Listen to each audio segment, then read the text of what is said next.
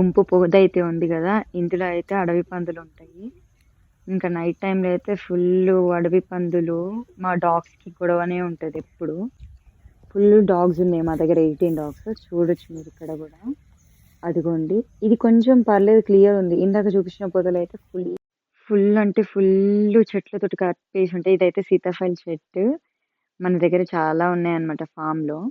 చిన్న చిన్న సీతాఫళ్ళు అప్పుడే ఇట్లా ఫ్లవర్ నుంచి ఇంకా చిన్న సీతాఫల్ ఫామ్ అయితే అయ్యింది.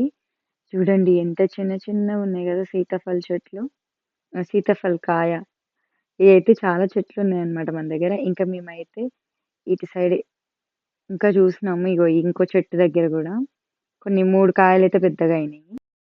ఇంకా మొత్తానికి మన జామ తోట వీడియో అయితే సక్సెస్ఫుల్ గా కంప్లీట్ అయిపోయింది. ఇంకా వచ్చిన దాన్నే బయలుదేరుతున్నాము.